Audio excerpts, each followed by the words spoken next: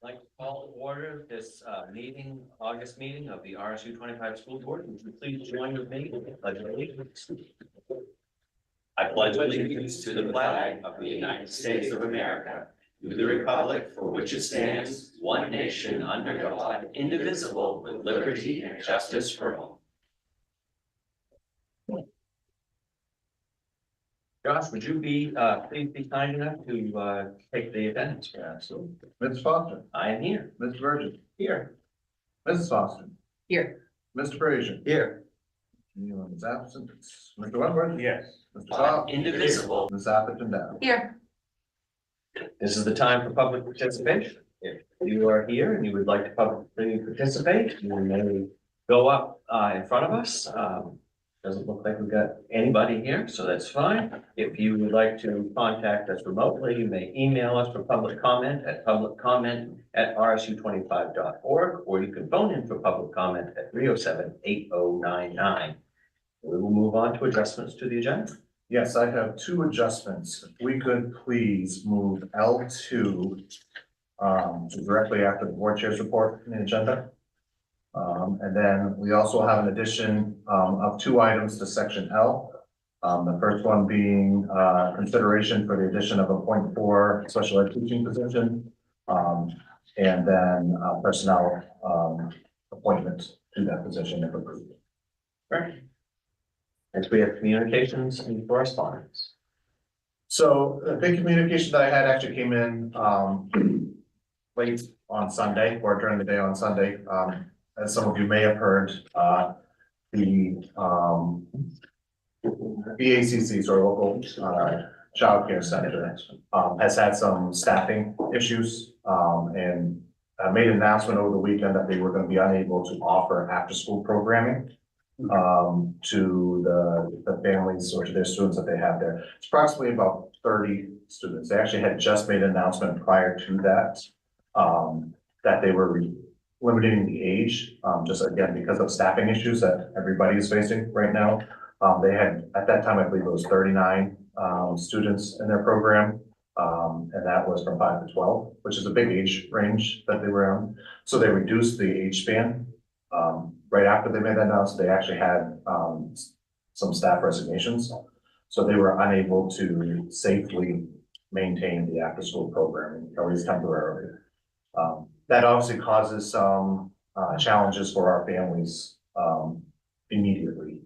I received an email from Sue Lassard, and we actually met today with BACC, representative, both their board chair and their director, with Paul Bissonette and Mayor Sue Lassard and the YMCA, just to start troubleshooting some immediate solutions, both short-term and long-term. Obviously, we were not able to come up with like pin down one, this is what we're going to do this afternoon, but we have some options that we're all exploring on all of our fronts. As you know, our partnership in this is that we provide the space for them, the Miles Lane School, for their after-school programming. And they also have a before-school program that starts at 6:30, and their after-school programming, I believe, goes to 5:30.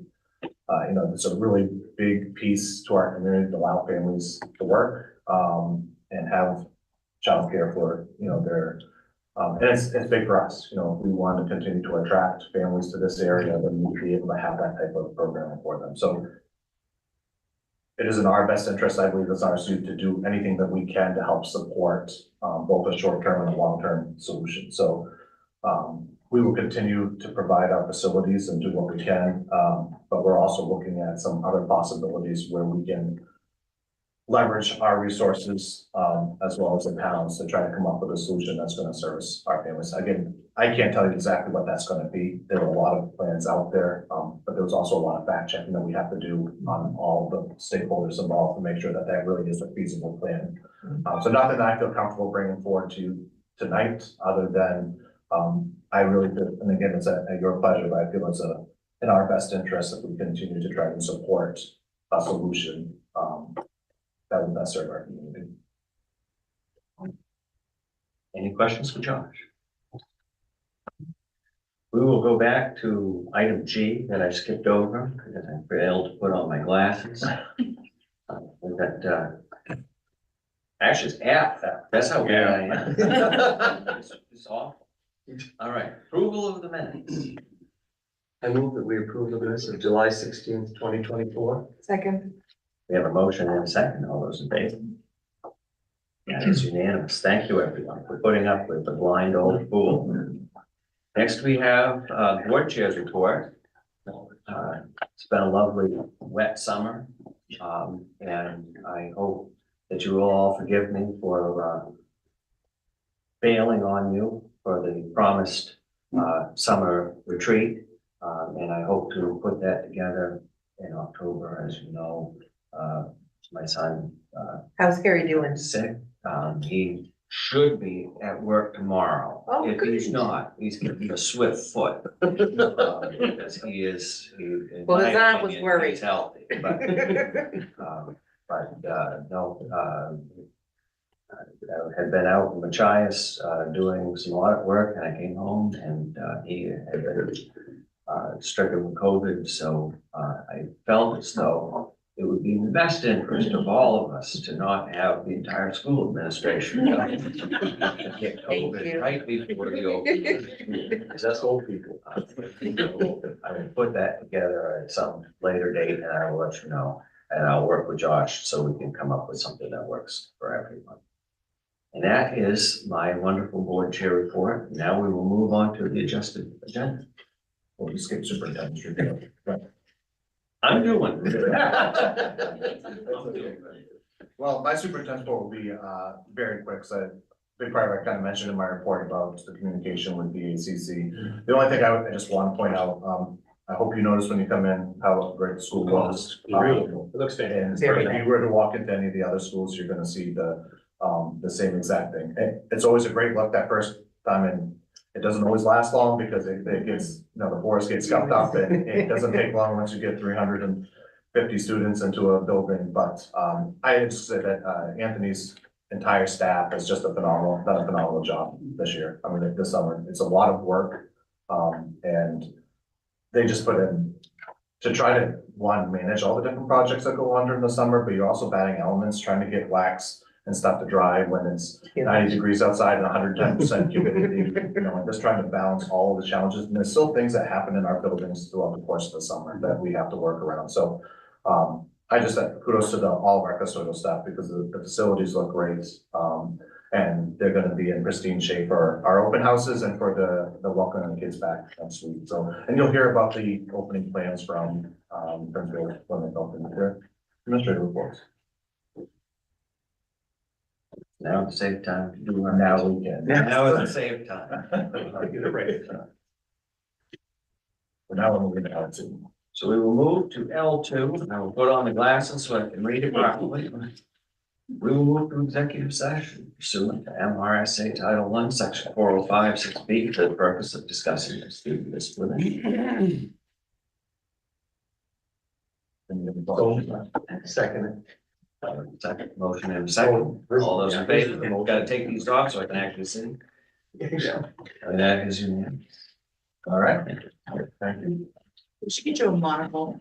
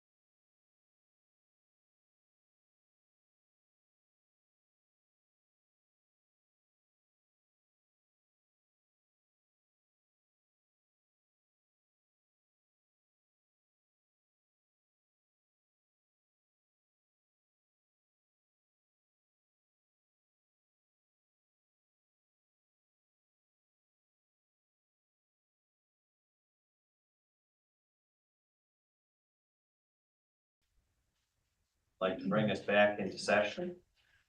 I would look for a motion. Well, I move that we reinstate a student into the RSU 25 educational system. Second. We have a motion and a second. All those in favor? That is unanimous. Thank you very much.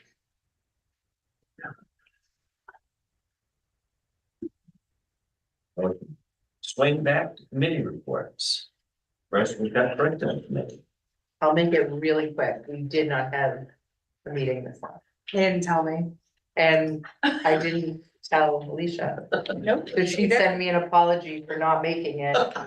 Like a week later, I was like, oh, oops, actually it didn't happen. Well, thank you for the. Thanks, Christina. No problem. Yeah. Thanks to be So lost. I will be better at communicating that going forward. Yeah. Next, we've got finance committee. Karen took some very good notes. Karen, would you like to report? Sure. So in the finance committee meeting this month, which we held directly before this meeting, we did catch up with our auditor to go over the fiscal year 2023 audit. It's about 95% complete at this point. There have been some delays, mostly due to the switch from one software to another that was completed right around the new year. There haven't been any major overages that have presented themselves. There was some minor overages in tuition costs where we had budgeted for a lower tuition cost than what the actual turned out to be. And the audit is turning up about what we expected as far as unallocated fund balances totaling 1.2 million and allocated reserves totaling about 1.4 million. Any questions for finance? Next, we have policy. Policy committee, we did meet, bring forward some, first reading policies this evening, along with, some policies that we reviewed, just to, make sure they were, still in good standing, and those didn't require any changes, but, just want to bring those forward to get those marked off by the board as being reviewed, so. And one other thing we talked about at the meeting is, Mr. Tripp is bringing forward, a number of required policies that haven't been touched in a while, and we're gonna have a block every meeting that we're gonna review. Just to go back through them, some of them are back from when we first started the RSU. Like these ones here didn't have any changes, but we want to just make sure there isn't anything that we need to update, just to keep current. So, we'll look forward to those coming forward, in the months to come. We've got facilities around. Yes, Scott, Karen and I, along with the town reps, met with Anthony and the BIMS project manager, Kyle Bushard, and the siting rep, Tim Ingraham, up to the middle school at first, and then we went down to the Miles Lane School. We discussed at the middle school the siding project, and we were informed that when this project started, they were quite surprised at the rot under the wall. It was worse than they thought. Well, they took care of that and they added a highly ventilated wall membrane, I guess it would be called, with the siding over it.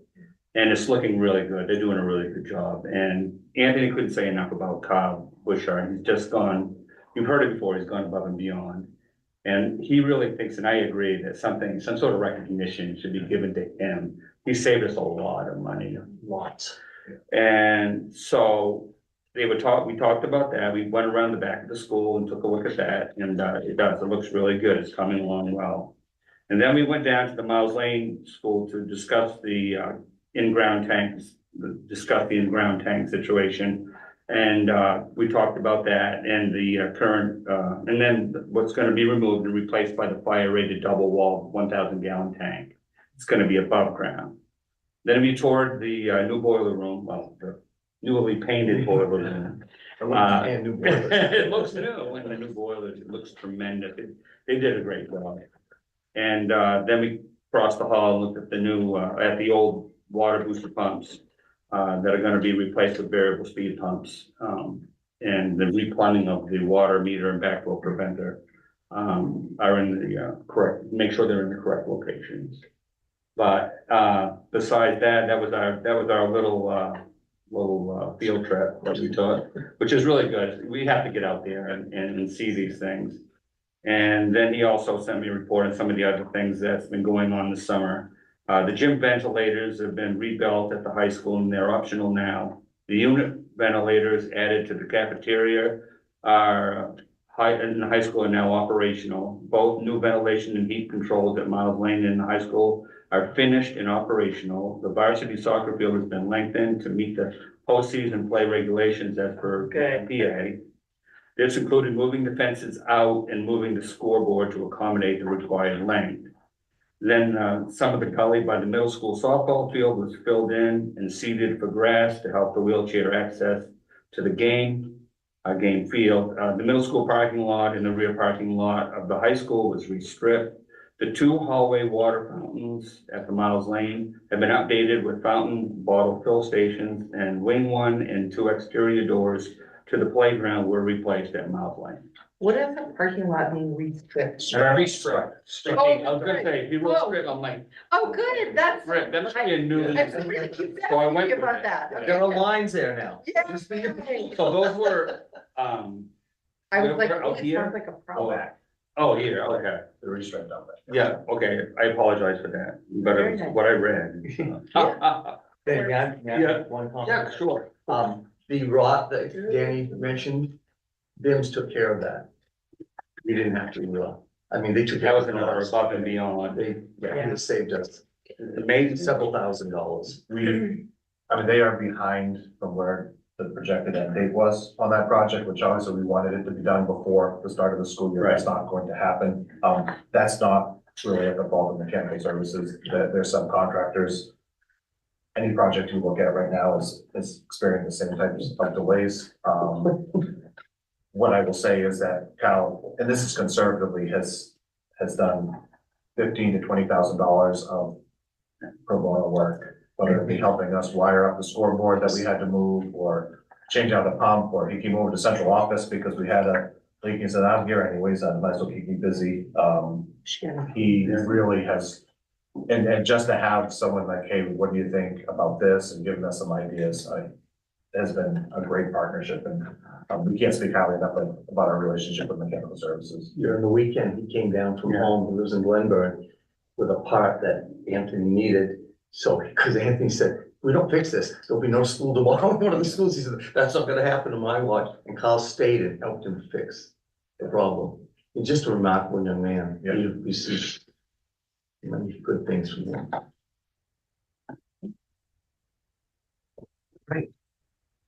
We can move on to old business, of which there is. HCTC? Yeah, I do have one thing I can do. Okay, I'm sorry. Sorry, I skipped line. Even though back and forth, even though we didn't I meet. completely missed. I didn't use my glasses to read through it. HCTC. Yeah, even though we didn't meet, Bill Tracy sent out an email, asking all the people on the advisory council our feelings on adding a stipend position, like an assistant principal to be acting when he's out of the building. And it would be somebody that's employed there already. And we all thought that that was an excellent idea, because things arise and it's good to have somebody to go to. So I can't, When he leaves, I was in I can't charge. remember. Yeah, it was a small amount. Yeah, it was Um, very good. He gets to attend a lot of regional meetings, and then superintendent's meetings where he's just out of the building, and you want to have somebody there that. So it allows, basically what it allows is Hope High, who is their, counselor there, to be a counselor and not have to act as an administrator when he's in the building, so. I think it's what money well spent. Right. That's all I have. And we'll start meeting again in September. There is no old business. Under new business, we have some resignations and retirements. Yes, so thankfully, this is a small list during the summer months. It sometimes can be a little overwhelming, so we've been very fortunate that this is a small list of teachers and support personnel. So for teachers, we have Tyler Pye, who is our middle school PE teacher. He's taken an administrative position in the school district. Chandra Cody, EMS ELA teacher, took a teaching position at Job Corps. Support personnel Kim Blake for an ed tech, and then coaches Kaylee Chafee as the EMS softball coach. And then we ask for a motion for the acceptance of those resignations and then. I move that we accept the resignations with regret. Second, We have a motion and a second. All those in favor? That is unanimous. Thank you. Next, we have nominations. Josh, before you do the nominations, I only know her first name, Elizabeth. I'll explain that in a second. Okay. So because we have very few, resignations and retirements, we have also very few, people that we're bringing in. So, for teachers, we have Megan Simpson, who will be moving into BMS PE teacher. Again, that's gonna be an internal transfer. Linda Whites is coming back, after, taking a short time away from us, realized that one year she wanted to come back and it worked out really well. And again, I know I said this last time, but the flexibility for us to be able to hire people, we had two different scenarios that we had a resignation and we had someone hired within 3 days of that, just because we had a candidate pool, we had already interviewed them. And our ability to be able to offer contracts and then go right back to that same pool of teachers when we were interviewing for the kindergarten position, we were able to pull from that pool to hire for the first grade position. Cause So- she was in first grade before she retired, right? She was an math interventionist just before she retired. She had taught those grades before. Right, that's what it was. Stacy Rozek is joining us, and will be our new kindergarten teacher. And Jennifer Cavelli, will be joining us as a 7th grade ELA teacher. For support personnel, we have Whitney Johnson, special ed, what's that? Johansson, thank you. And for our standards recovery position here at the high school, we have Rick Larrabee. And then for coaches, we have Lester Cowan, BMS head football coach, Matt McGinnis, BHS JV basketball coach, Matt Belcher, BHS girls soccer volunteer, and Miles Fisher, boys soccer volunteer. Say those two 5 times fast. Miles Fisher, Matt Belcher, Miles Fisher. Well, I move that we accept these nominations as presented. Second. We have a motion and a second. All those in favor? That is unanimous. Thank you, everyone. Now, Scott, to your question as to, so we have two situations, both of them happen to be in special education right now, that we hired people to take those positions, but they are on substitute contracts. And the reason that being is that their certification does not qualify currently for conditional or They emergency. can't even get conditional. Not right now. Not waiting, okay. But you can be conditionally certified in special education. So There's some legal. there's some, there are loopholes. But we have the positions up here. So like, the process for becoming certified in special education, those people are held to a little bit different standard due to the federal law. So they're a certified teacher in a different content area. And after interview stuff, just amazing, they're able to opt them in. So we are not currently advertising those positions because they are working on their certifications. We'll put them in a long-term substitute position, but they're not technically being offered teaching contracts. That's why they're not out there. How long can they be considered a long-term sub? Well, that's a good question. You have to, that's okay, I didn't mean to put you. No, it's not, they're on the spot. Difficult for you. Again, if we have, they can do, so Christina helped me out here, we can do it for 90 days for the first one, and then technically we're supposed to repost it. But again, we don't have people that have held the positions, so, in a situation where we have it, we put them in. The issue is, we don't offer contracts, at a teacher level, like, so, long-term sub comes in at a level 0 salary. So they're at the bottom of the scale. But if we don't do that, we're not gonna get someone to come in and do the work that a special education teacher needs to do Exactly. for $115 a day. At a substitute day, and then expect them to attend IEP meetings and follow that actually, right, so. This is really the situation that we're in. We're hopeful that their certifications in one of the situations, halfway through the year, we expect to be fully certified. It's just one class. At that time, I'll bring the name forward and we would offer them the teaching I'm contract. sorry about that. No, it's a good question. You met them. Yeah. Right, And yeah. then, yeah, where are they on the list? Well, They I gotta- know, And See, you're it's paying important to support them as if they are new teachers, regardless of what their actual status is. Obviously, if they don't meet the certification requirements, come next year, then we're in a different situation. But, you know, if you look, again, as a knock on wood, I don't want to jinx us, for us to be bringing forward these nominations, we are completely staffed after the two agenda items that I built here. And I should have a food service director, signed tomorrow. So we will be fully staffed heading into the school year. We could be like here also. Well, not just, I mean, I'm not gonna point out any school that. Well, they're all Has difficult. ed tech openings, teacher openings. For us to say that we're fully staffed heading into the first day of school is something we haven't been able to say for a while. Keep saying it, you're gonna jinx us. Just We need to move on now. But that's the reason.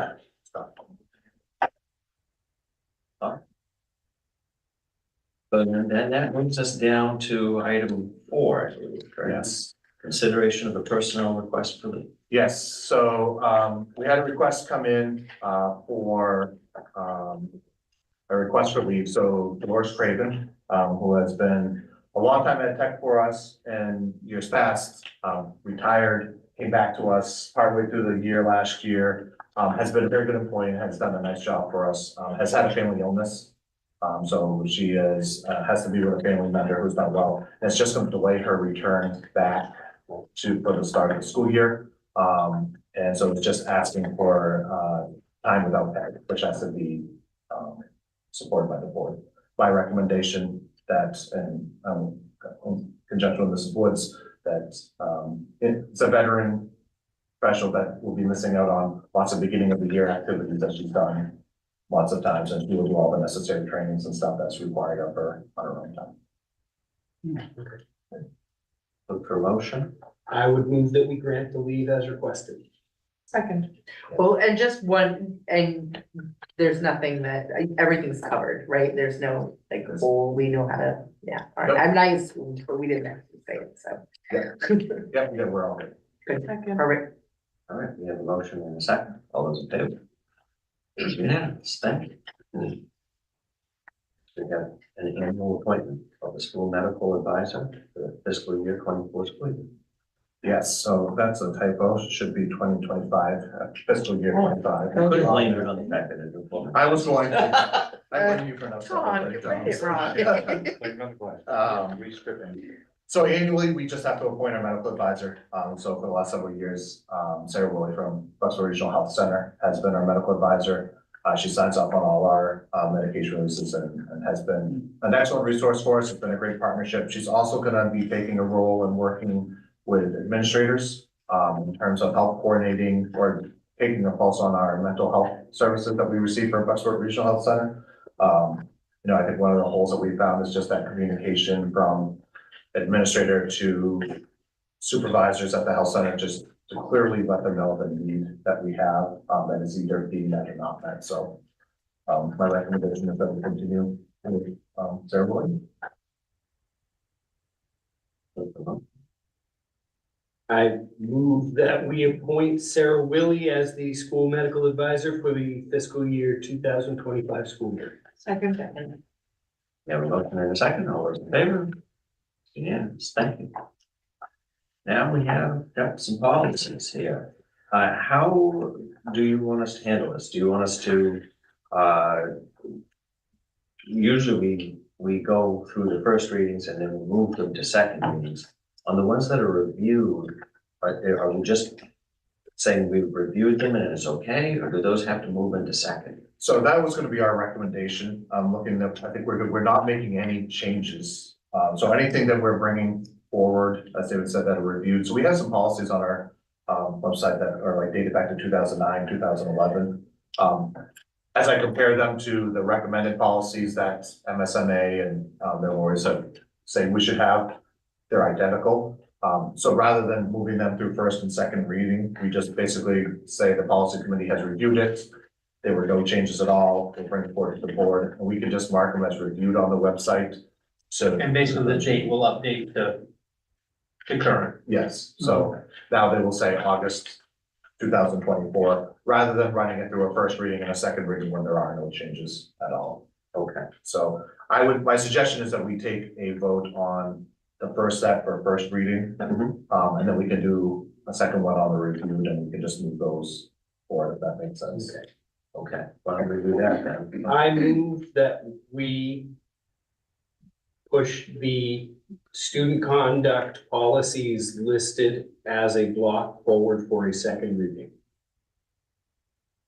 So No, I gotta put on glasses again. Which letters are these ones? The ACCA, ACAA?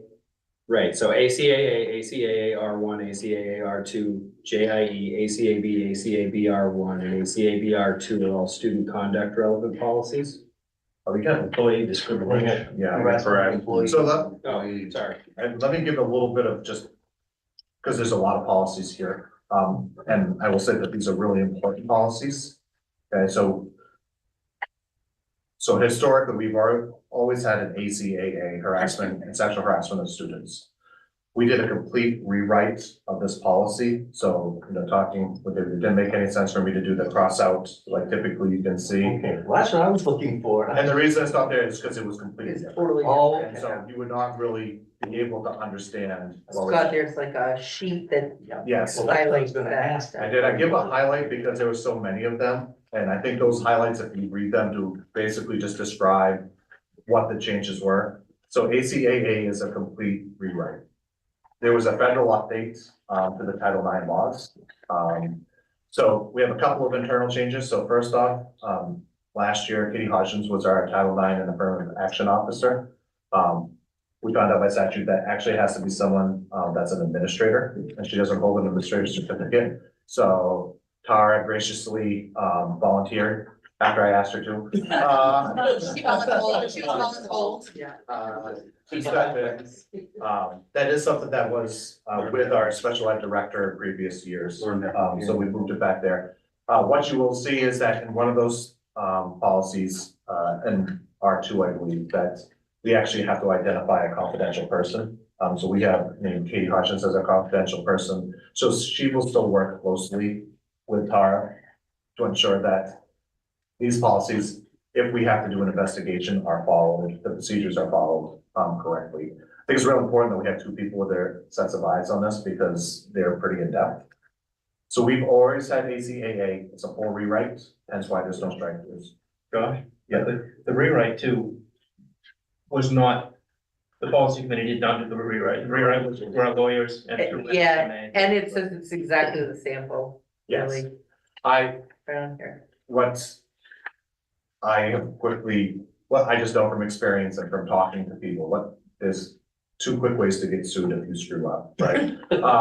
Special education is one way that if you're in violation of policies involving special ed, you're sued. And Title IX is probably the next biggest one where you are really opening yourself up to lawsuits if you are not done it correctly. It's my recommendation that we do not mess around with these policies. Our previous policies were exact verbatim from the old recommendation from MSMA, templates. With a full rewrite, outside of just putting in RSU 25 and identifying the correct people, this is verbatim what our recommendation is. I highly suggest that we do not mess around with the language because this has been a very hot topic across the country for a number of reasons. And again, the lawsuits can be very hefty for a violation of this. And so we want to make sure that we are in compliance and having people that are a legal background that are writing these policies. The big difference is and again, just to go through how we used to have just one ACAAR, so one procedure for the student conduct. We had to break that up into two. So one is for just, I'm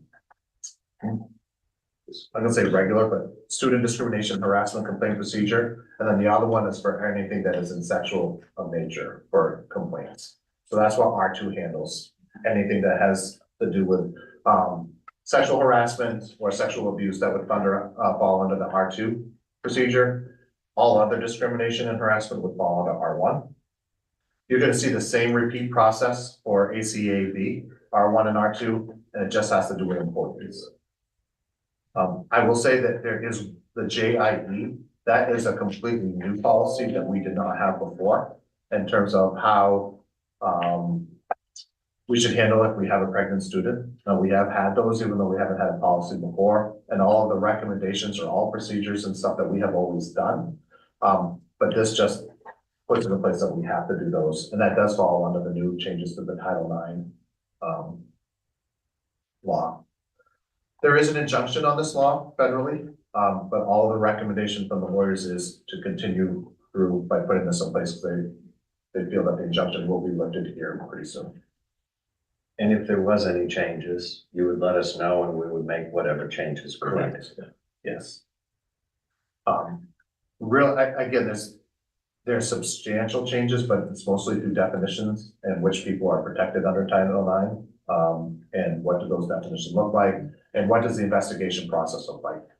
We will be doing a training for all administrators and our staff in September at the 18 meeting to make sure we understand these procedures, and we will go through that thoroughly. Any other questions on?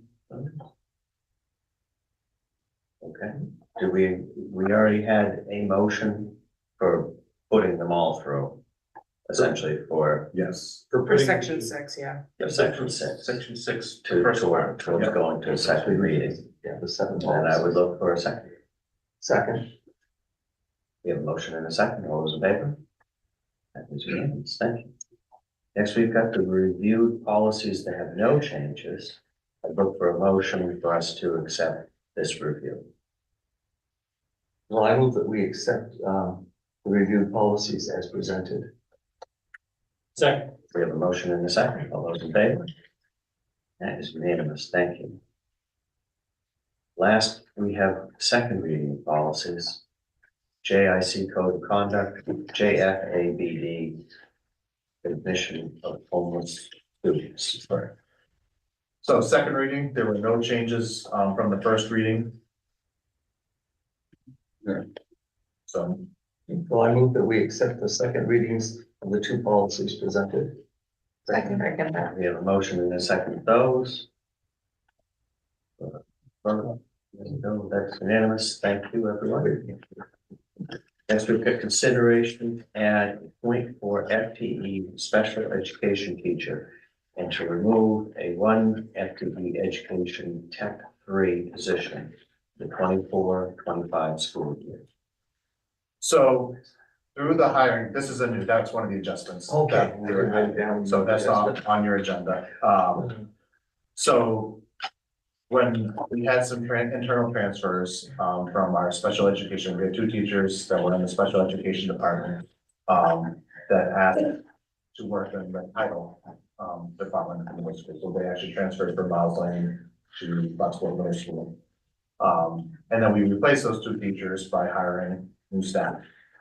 There was a gap in wages there for the good in terms of where that money was shifted. So the 2 people that moved out of special education were higher on the scale than significantly higher than the 2 people that we moved into those 2 positions. After doing that and looking at, and we also still have 1 vacant ed tech 3 position as of today. So to look at the needs inside the middle school, we also moved some staff members in the special education department from the middle school down to the Miles Lane School to address some needs there based on skill levels and strengths.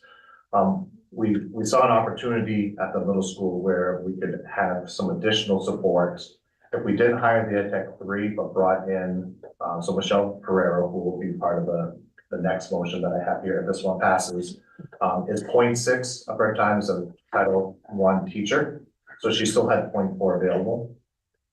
So basically 2 days a week or 40% of the school day. However, Christina and Tara would kind of look at the schedule, working with Beth to see what makes sense for those, that staff member. But she would be working in our artistic program at the middle school, helping mentor techs, teachers to make sure that programming for those students is operating effectively and efficiently, helping with paperwork. And we feel that we would get greater value right now by adding the .4 teacher and removing the ed tech. If you look at the difference in, like I said, in the salaries between the teachers that went out and the ones that come in and not paying the ed tech, by eliminating that position, we are still very much in the positive in terms of what our special education budget would look like. We also have some carry forward money that hasn't been fully established yet. We'll be getting that number soon. If the need was there, where we needed to hire that ed tech position, we still have plenty of room within the budget that was adopted from last year to hire that ed tech position if necessary. So, whether it's the same position that we currently have there, or if we have another student move in that's gonna have different needs and we'd have to hire an ed tech to support that, we still would have room in the budget. Plenty of room to be able to do so. But because it's a new position that was not there, we need to have board approval to allocate for the .4, but also eliminate the ed tech 3 position. Does that make sense? How do you want us to word that? I would just, So moved. I think that really is the second. yeah, I mean, it's really what it is on there. We just need to add a .4 FTE and remove the ed tech. I just didn't want to do two different motions for I think that. that's So moved. just the way you said it. And somebody else already seconded. Yes. We got a second? Yeah. Yeah. Karen. Oh, perfect. Okay, so we have a motion and a second. All those in favor? It's unanimous. Thank you. So simple, we get it. It takes a long explanation. And in the wording, we did put it in for the 24-25 school year, because it is a weird separation of time. We never know what our Title I allocation is gonna look like for the following year or our special education. So we are wording it this for 1 year. We will certainly look at it. This is a model that worked. We'll look at it for the upcoming school year, but for right now, we just want to have it for the school year, if it's necessary. And so now that we've passed that, we have another nomination from Michelle Pereira for that .4 FTE. So I would look for a motion to accept that nomination. Well, I move that we accept the nomination for Michelle Pereira. for that Second. position. Oh, sorry. We have a motion and a second on that. All those in favor? That's unanimous as well. Thank you. Now comes the time for administrator and principal reports. Making motions. And the first one on the board is Christie.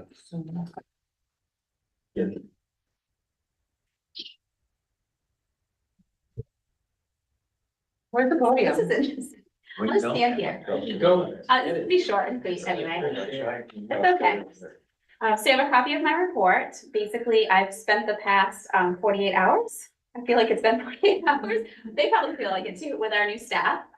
We have a lovely group of new staff that spent the last 2 days doing orientation. They are probably on information overload. And I think I said to Aaron out in the hallway, if I'm feeling that overload right now and I'm just delivering the message, I'm sure they're feeling overloaded. But they were a great bunch and I appreciate the administrators that were able to come, administrators did join us for lunch, but also school board members that were able to join us for lunch on one or both days. We have a great group there. We invited the long-term subs as well. So we had 8 of them total. And we also had our, BMG has a specialist too. So he got to join us for a little bit, even though he's not our direct employee. So it was a great 2 days. I enjoyed that very much. And then really quickly, stay tuned, curriculum committee and school board, I put it in my report, but I am going to be offering later this fall, a community book club for the book, The Anxious Generation. You've probably heard about it across the nation. So it's just kind of a buzz right now. And so we have a lot of parents who want to read it and that's totally fine and teachers. And so I will be just kind of offering to facilitate that on some evenings later this fall and winter when it's cold outside. I'd be interested in that. Yeah, absolutely. I will, Email us the book and I everything. definitely will. Yeah, Thank you. I will share all of that information with you. I will make sure that you have like a sign up flyer as well, because you're welcome to join. Any questions? for me? Spoiler alert, is the anxious generation us? Or is it the ones that have? I think it's the next Yeah. generation. Oh, it's a gen. We're It is, We're raising. we are raising that. Very I mean, you guys interesting. are. Any questions for me? Thank you very much. Next, we have Tara.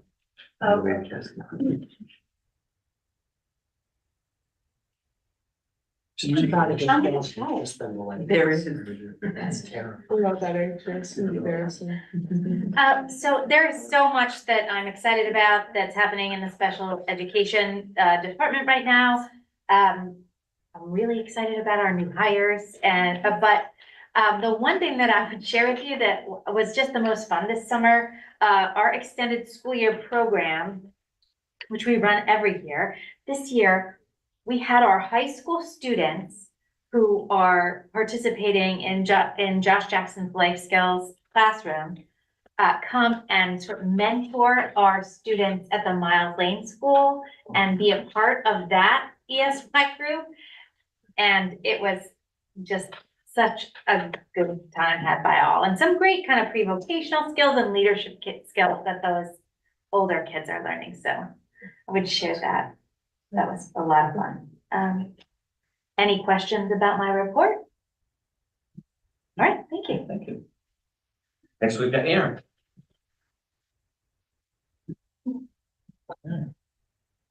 Hello, everyone. You have a copy of my report. It's been, I think, a whirlwind summer for me, kind of transitioning back into the high school. Really excited for the year ahead and the days ahead, welcoming staff back. Kind of an overview of our plan in the next couple of days is obviously welcoming them back and really looking at how we can sustain some of our aspirational and career pathways. So that's going to be a huge focus, and you'll hear me probably mention that several times this year, and looking at how can we embed some of those great things that Aspire has done into our curriculum, into our assessments, into kind of our day-to-day nature throughout the course of the year. So we're going to be really intentional about that. We have our open house on Thursday at 6 o'clock, probably from 6 to 7, and families are welcome to come in anytime. We've had, this summer has been a crazy summer. We've had a lot of recent enrollments as well. I think in the last 2 days, we've had about 20 new enrollments, bringing our numbers up to around 380, with I think 34 of those being tuition. So I gave you all, I mean, have the here, that's just a breakdown, Where are they from? of what, We're getting a little bit from Blue Hill, we're getting a little bit from Warrington. Blue Hill, the actual town. Rob Scott. Rob Scott's good, but Blue Hill's great. so if you take a look at those numbers, the 380, the big number there, the bottom, that includes REACH students, homeschool students that are taking classes here, because they can sign up for individual courses. And then students from HCPC that come here into our welding program. So they're all as part of our student information system. So when we run a report, we get 380, which is always important because not all of those students actually attend here. Does MPA look at I that? was just gonna say, So the 346, we fill out a separate report. Aaron does. That 346 is how many students that are BHS students. Okay. Out of 346, 34 of them, so 10% of our students are school choice students. Wow. So 1 out of every 10 students choosing to attend here. So it's, That's great. again, when we start looking on the other side, we talked about being overage in our tuition line going out. We also have a good overage in terms of the amount of money on our revenue side, because we budget for about 60% of that. But we're gonna be looking at 360, 370, assuming that they all stay. so a student from Blue Hill comes to Bucksport, they have to pay it themselves, or does the town of Blue Hill pay for it? Those towns that have school choice, the towns. Is that has school choice Blue Hill does? And we have added a bus stop into this year. We were able to extend one of our bus runs by about 10 minutes. And it's only really affecting a small handful of families that are on the front side of that pickup. It's not door to door in Blue Hill, but something if we continue to see increased enrollment, we will definitely look at. Doesn't take too many students before it's cost effective for us to run a bus over there, but we do have a pickup in Blue Hill, which I think has contributed to the word is spreading. Where do they pick up, if anyone asks? So there's the Grange Hall, and I forget the address there. Do you remember that? Yeah, it's 1157 Pleasant Drive, I think it is, in Blueville, and then there's another Oh, one. yeah. And there's another one where the Penobscot students are already being picked up. That's a corner way. So, And Castine did. so Castine, they can get to Penobscot or to one of those pickup. Oh, we have points. Castine there. Not as many, but yes, we do. Oh, okay. I didn't think we had any. I think we have one right now. Okay. Wow, we used to be able. Yeah. We have different. Yeah. It might be turning. That was happening. And we were still taking calls, Cindy was still taking calls Anyway, it's, We might have more. we probably will have, so that's a good problem. And then just last really quick, athletics, everyone mentioned that it started up, we've had great success. Our numbers, again, we're at around 154. That's what we're looking at. That could go up with some of the new enrollments as well. So one thing I wanted to point out is that our streaming service this year is going to shift from YouTube to Huddle TV. No charge at all for that service. And that link will be shared on our Facebook page and athletics page. And that's something just every game, all those events will appear in. Why is Zoom there? It's a YouTube kind of thing. Charging. It's becoming, yeah. So all the sports been using Huddle? We already have in our. Most. The number you just gave was that kids that are doing sports?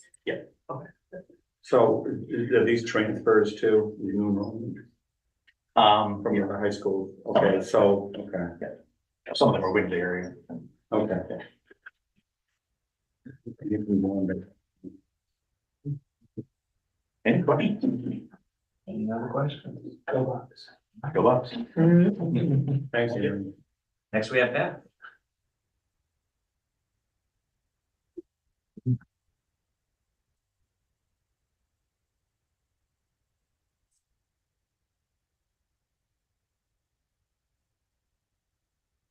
Yes, we're getting Cat. That's okay. Oh, I'm sorry, I thought I heard Kathy. I apologize.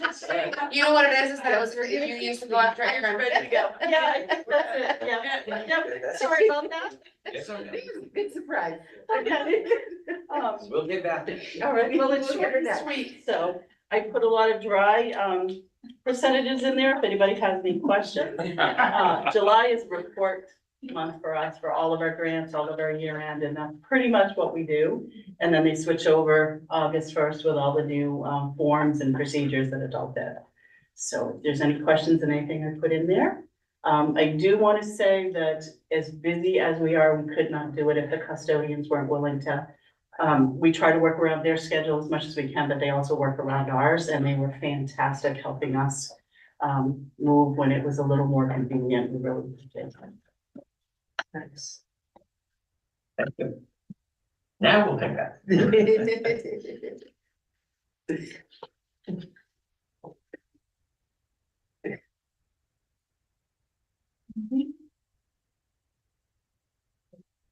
Yeah, I'll have my first board report, so if it's not what you want, let me know. So my highlights, I think, would be during the summer, we got to do Polly Bath came to see us, and we had 18 teachers choose to come during the summer to meet with her and work with her for behavior is what her background is in, and she kind of pulls together our PBIS regular background. She pulls it all together. She has a great personality. She's really, I don't know, she was fantastic. And she's our keynote speaker, so we're really excited to have her, welcome her back, and then she's doing breakouts with us.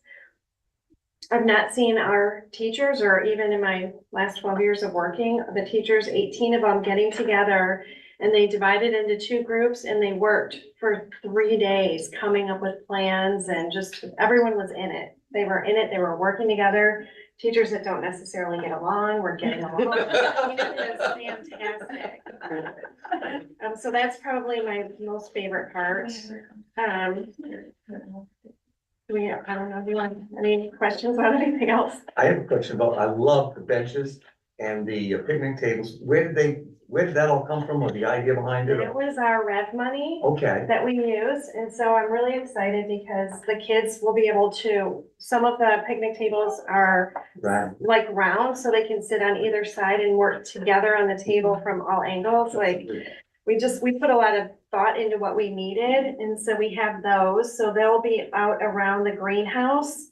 And then we have some other picnic tables that we will put out in the back area where we can have teachers do other class activities out there. Are there any more to be put together, or is that it? There are more, 2 more to put, yeah. I It noticed take that a every really morning, long that's time. I okay. couldn't do it. I had to have like our custodians do it.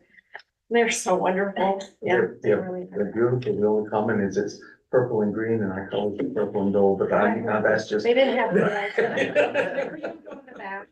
No, they're really nice. They're very nice. Okay, thank you. Thank you. Thank you. And next we've got Darcy.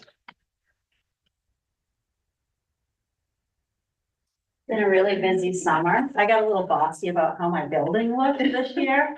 I won't go there, John. The gym, you have to see the gym. So we had a big overhaul on paint. It now has a purple stripe, purple trim, painted white. We got rid of the red trim. Somebody told me red was maybe a former color, years ago. That was junior high. Oh, Thank goodness, but it looks beautiful. So if you get a chance, stop by the gym and take a look. That's cool. Nicole and I worked on a little logo over the summer, and after many prototypes and Josh's approval, we have one, which you probably saw in the report. And if we keep that, my son, who goes to Maine College of Art and Design, has agreed maybe next year when he's off to come in and paint the logo on one of the walls in the gym, so. We have been busy. Nicole and I worked a lot together because we see ourselves as one unit, pre-K through 4. We created a hub for our buildings. That is like our electronic staff handbook. And it has been very well received by staff. Very easy access to all the resources that they need. We actually did a overall on our student handbook too, making it more parent friendly. Making sure the policies that need to be in there are in there, as well as other resources for families. And then I spent time in probably one of the best trainings I've been in all summer. It was the Lexia Letters training. My staff went through it, and back in the spring, I think they started in the spring, and I just heard it was amazing, it was wonderful. And then Christina called me and said they're offering an administrator's version of this training, and I said, all right, I'll go. I have to see what all the hype is. It was amazing. So I had 2 trainings this summer, 2 scheduled for next summer about the science of reading, and it's really, really interesting information. And the teachers have been designing their lesson plans and activities this year around that research, which is nice. It's really changed their perspective. And then we met with our PBIS teams this summer with the state of Maine DOE and started planning for year 2 of our cohort. Are there any questions? Thank Okay, you. thank you. We've got Nicole.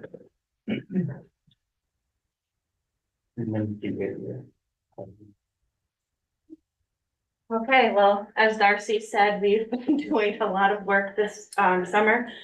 I did take 11 days off at the beginning of summer and have been here ever since. So I actually feel like the summer has been long because I've been really excited to actually be back in the Jewett building for the summer because, as you know, last summer we couldn't be in there. So it's been nice. The Y has been there. Summer school was there. So it was like it's like, this isn't summer. I hear kids down the hall, everything. So I'm like, starting next week's not gonna be a big deal for me. So, but summer school went really well. We had 22 students participate in that, rising first graders to 4th grade, right? Yeah. And the 4 teachers and an ed tech were there. It's very structured, lots of academics, and they all came back with a positive attitude about it. I was there most days and would go down and the kids were having a grand time, and they finished off with a ice cream sundae party, which had math involved and everything. Right, yeah. And writing, Yeah. math, writing, you name it. So they had a really good time. So it was nice to have them back on at Jewett. The other thing, again, we overhauled on the handbook, but one of the big things that Darcy and I are going to be working on this year, we've always done volunteer training, but we're going to be a little bit more intentional, having more opportunities to do that training because it's really pretty easy. It only takes like about a half an hour to fill out paperwork. We send it to Central for background checks or whatever. So we're actually both going to offer volunteer training on open house night right before open house starts to get them started. I actually finished out my year in May, having some of the pre-K families do some volunteer training. So try to get a step ahead there. And that's all part of us trying to get parents more engaged.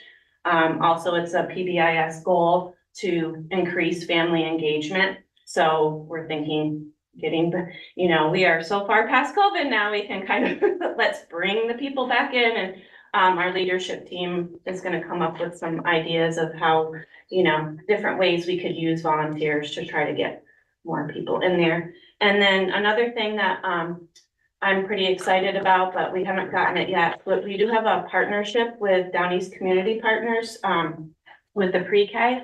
And they have a new director, education director, and she called me over like in May, was it May or June, Joshua? And she's like, I have an opportunity for you. We have grant money and we can buy you a greenhouse to be housed at Jewett, which the pre-K Head Start would use, but our kindergarten teachers and students would also get the opportunity to use that. So it hasn't arrived yet. We still have some logistics to worry about, but we met all as a team in June and decided, yeah, this will be a good opportunity, especially when we're trying to move to more experiential learning. So all of the kindergarten teachers and pre-K teachers are pretty excited about having that opportunity. And it hopefully will improve relations with the partnership that we have with them. And any questions? Would that go on like the north side, like the Bridge Street side, or would that go? Would it go in the cove? playground It's side? gonna go in the cove. We do have some logistics though, as far as getting water to it, but Josh, me, Christina, Naomi, Anthony, Penny, who else was there? Jim Morrill was part of the conversation. Because obviously that's the biggest concern for me was because that's a public space after we're gone for the day. But Jim Morrill is happy, he said we're gonna finally set up some cameras out there. And they also, because they had some extra monies with the grant, that they're actually going to help us purchase a fence to put around it. Keep the honest people out, kind of thing.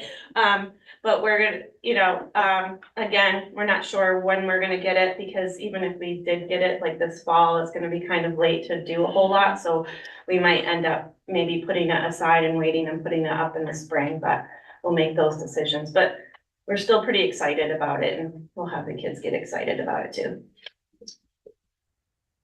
Cool. Thank you. Next, we've got Jen Karen.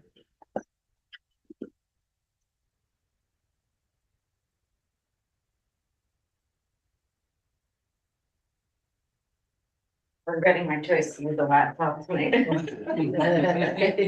want me to grab you? No, I'm not, I'll be quick, but thank you. Okay. Oh, it's great. So I haven't been here for a while, since I wasn't with you in June, so hopefully since then you've noticed on your way in the 2 new big boards downstairs. I think I may have told you a little bit about that, but the idea was to be able to have a bigger board for all of the college acceptances, as well as another board to celebrate students who are earning basically post-secondary type credentials while they're still in high school, since they may not even then need to do an acceptance on the other side if they're planning on going into the workforce. So those are now both there, and we're excited about that. And this summer, in June, we did have our conversations with the other Aspire sites, which went really well. Had some new ideas and some good conversations there. And then we had discussions at the A-team meeting last month, starting to really plan what this final year of the current version of the Aspire initiative will look like. This is the last year that we have the full funding from Melmac. And Jordan has submitted all of our annual reporting that we submit to the funders. And then our data that we did from the spring surveys will be coming back to us from the evaluator soon, so we can kind of tie that into our goals. As well, the new budget has been set for the year, and we've been discussing our plans of how we'll be meeting with staff this year to make sure that all the pieces that will live on the initiative are in place. And we met with the new to RSU staff Monday, and Christina's gonna join Jordan tomorrow at the middle school to have some time with each of the grade level teachers, just to think about how they're, to kind of revisit how curriculum connects to their curriculum connects to the life and career standards. And next week, we're partnering with the National Honor Society. We have a new aspirational element that's being added to the first day for freshmen. So we're excited about that. Cool. Any questions? I just want to say, I think it's excellent that you are adding in that layer of kind of glorification for the trade certificates and recognizing, you know, skilled labor is a valid path for a lot of students, because that's been something that's been missing from public education in a lot of cases. And that idea came from Mr. Tripp, and I think in Mrs. Scala.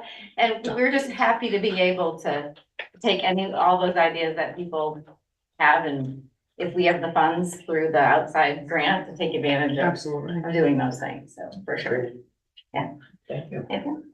And then very last, we've got Jim Moon.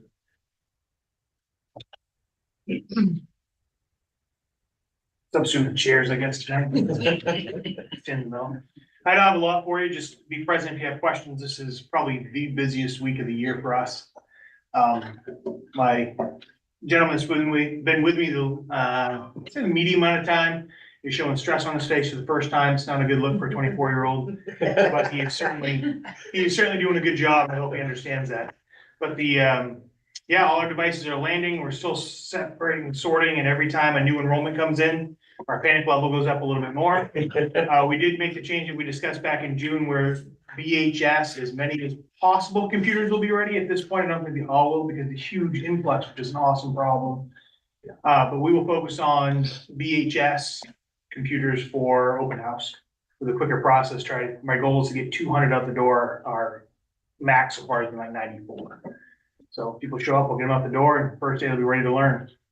The lesson I bring that I'll share with you is Christine and I had to discuss where I land in new staff orientation. Because when you meet with HR, you have access to this. When you meet with special ed, you have access to this. Without tech in there first, it's showing that the other ones are stymied. And just that relationship, again, as we always talk about, athletics, sports, you know, enrollments, sports, everything comes back to technology. And that was definitely shown today. And the new staff were very patient getting into different logons, and they wouldn't give up, which was awesome. And that was after we blocked them from getting in the parking lot the first day. This group that is here really wants to be here. But I don't have anything else for you. I'm present for questions if you want. Security issues ramping up. Issues for us? No. I was just asked to sit on the guidance board for the state of Maine cybersecurity grant, which is the federal fund, as a K-12 representative. I haven't spoken to Mr. Tripp with that yet, so I need to evaluate that before I accept that. I shouldn't say accept, it's an interview process, so I'll make sure I get the right person, but it is definitely there. Two pieces of that federal grant at the state level that's opened up to us is we use software to do cybersecurity training, which folks will start seeing tomorrow morning in their inbox. Going on to next year, we can remove that from our costs because the state's not gonna pay for that for 3 years for all school districts that decided to join, which we did. So that's good, a little bit of savings for us. Same program we've been using, which gives us a little more confidence in what we're using because there's an OIT evaluation. They often decided that was the best solution for the bang for your buck, if you will. And the other piece of that is multi-factor authentication, which we've already got on board with. But if districts weren't there, municipalities weren't there, there's some help for them now. So we're seeing some fruition from the project that started 2 years ago. And now they're looking for guidance, how they can directly impact the sectors that they're focused at. But cybersecurity is out there. I think the latest breach was 3 billion people out of 8 billion people. Social security numbers now exposed because of a background check breach. But it sounds like we're kind of ahead of the ball a little bit. I don't like to challenge the world. In K-12 in the state of Maine, I'd say we're in the 90th percentile. There are certainly some people that don't have some resources, and the groups that I belong to, Meta and Actum, are looking to see how we can help those people. Because we know in many cases, the smaller you get, you don't have anyone that's coordinating. You show up, hopefully kids bring their own device, not to use them because you don't know how to manage or maintain them as well. But are you privy to like chatter, what you hear up beyond? Yeah, I have a couple different outlets that not everybody does. Okay. And it is harder to protect at this point. And it's a discussion, you're seeing these big vendors that are multi-billion-dollar entities just get rolled over. And you're seeing those entities pay. So what we ran into, I was going over the CyberMap today doing training, a lot back in 2017, a school getting completely ransomware, and they would pay $1,500, $2,000 to unlock the files for 10,000 students. Now you're seeing these multi-billion-dollar companies pay 500 million, which is the entire GDP of some of these countries. And they're willing to pay for operations, they'll get their money back, but you just funded the enemy and you funded them as well as you could. So that, the corporate world is working counterproductive to the public, the private, or I should say the government sector now. They have no choice. Well, they do have a choice. They have a choice to fail, but they won't. Oh, right. Right? Like if you told Amazon trucks are shut down, they would build their own trucks and send them out. And that's what we're running into there. It's not a good situation for us, which just encourages other people. And they have what's called ransomware for a service. So you produce ransomware, I encrypt somewhere, when they pay you, you give me 50%. So you just have to be able to get the end now. Which is why we're structuring our network even more so. You'll see a lot of changes over the next 6 months. But to your point, Danny, I think, Jim's involvement at the state level with the different organizations. And not just in technology, but administrators and their professional organizations, whether it's the MPA. Law enforcement. But I think even though it's time that we see our staff out of the building, which that means there's something that's not getting done here, which Right. obviously we're sacrificing. But to be part of policy committees, to be part of the interscholastic committees, to be ahead of the game, it's crucial for us to take part in those activities. And I know a lot of times you say, oh, the administrators out of the building again, or Jim thought in the district, if we're not in on those top level discussions, you're getting left behind, and we're being way more reactive than proactive. Every time I send an email saying I won't be in district, I have the guilt on my fingertips. But then I do realize the success we have at it when it comes to points like now, when we are where we are positioned. Yeah, my team's done good. Well, now we have an established team. I think my most youthful person is 4 years tenured. So I've turned a lot of that over. You know, delivery showed up today. I haven't touched it yet. The paperwork will be on my desk tomorrow. It's all processed and put away. That didn't happen 4 years ago, but the team's able to do that now. Good, thank you. Thank you. Thanks, Jim. Next, we've got calendar announcements. Curriculum committee will meet September 12th, at 6:30 at central office. Policy will be on the 10th at 5:30 in the central office. Finance committee will be at 5:30 here on the 17th. School board meeting will be directly after at 6 o'clock, also on the 17th. Facilities committee will be on the 12th, 4:30 in the central office. And the Aspire committee will also be on the 12th at 5:30 in the central office. And now I would look for a motion to adjourn. I move that we adjourn. Second. A motion and a second. All those in favor? Thank you very much. See you next month. No.